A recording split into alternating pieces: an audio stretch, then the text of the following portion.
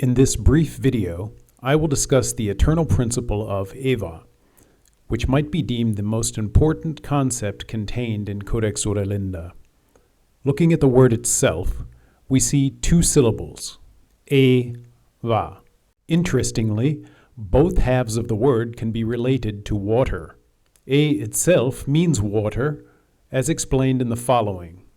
Eawa also means water-like, level and smooth as water that neither storm nor anything else has disturbed. When water is disturbed, it becomes uneven, unlevel, but it always has a tendency to become even again. That lies in its nature, just as the inclination towards justice and freedom reposes in Frya's children. This meaning is still reflected in words like island, literally waterland or land in the water. Many times refers to running water, as can be seen in place names like Eton, Ayton, literally water town or town on the water. Eton in Berkshire, England, is located on the bank of the River Thames. Va, although unlikely meant to relate to water in the word Eawa, is nonetheless and obviously the first syllable in the word water. The Fryas and Old Frisian word veter is the general term for water and seems related to the words for weather in modern Germanic languages. Eawa also relates to time, as in one eeuw, being 100 years, and words like evig, written with a single V rather than a W, meaning eternal, or eskreven, meaning inscribed, in other words, permanently recorded. This time aspect gives rise to the primary secular definition of Eawa, which is law. All rules that endure for one eeuw, that is 100 years, with the bearer and his wheel, may, on the advice of the mother and by common consent, be written on the walls of the burghs. Once they have been written upon the walls, they are Eawa, laws, and it is our duty to honor them.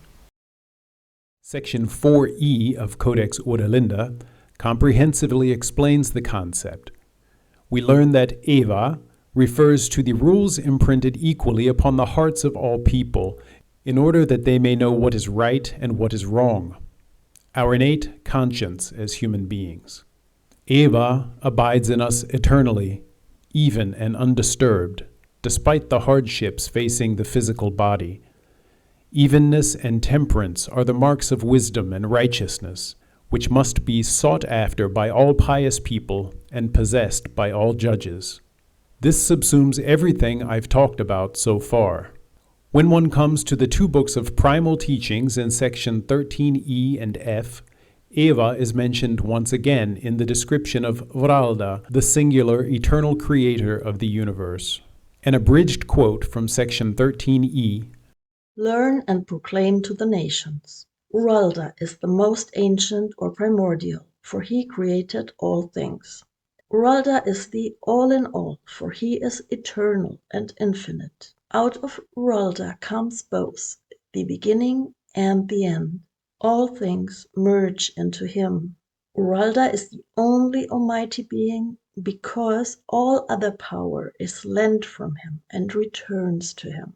Ralda set eternal principles, or Eawa, into all that was created, and there are no good commandments lest they be founded upon these principles. The creed of the Frya people, set forth in the second book of Primal Teachings, goes so far as to say that our human ability to think, sense, and remember is given in order that we can ponder the creations of Ralda and his primordial Eawa, putting this principle at the foundation of what it means to be human.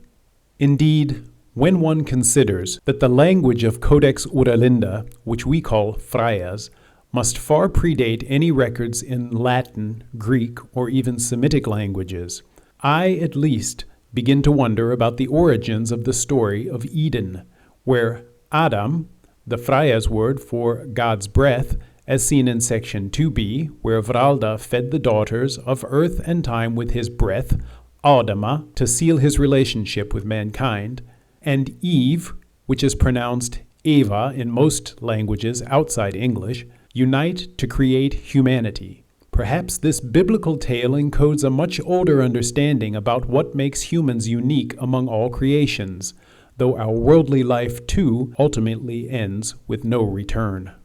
There are two more explicit mentions of Ewa in the manuscript, and these appear in section 14d, Alexander the King, where the sea king Vikhirta explains to Alexander in Punjab, before his failed expedition into central India, that the Ewa prevent him from submitting to the lordship of even a great king. Vikhirta answered, "O greatest of all kings, we steersmen go everywhere. We have heard of your great deeds, so we are full of respect for your weapons, and yet more for your prowess. But we differ from one another. We are freeborn children of Frya. We are forbidden to become slaves. Even were I to submit, the others would rather die, for so is it commanded by our eternal law." And section 15c, Jesus of Kashmir, where Dela, who was likely a folksmother, prophesies a time far in the future when all of humanity will unite and rise up against oppression, throwing off rules and rulers not aligned with Ewa, to rid the earth of slavery forever.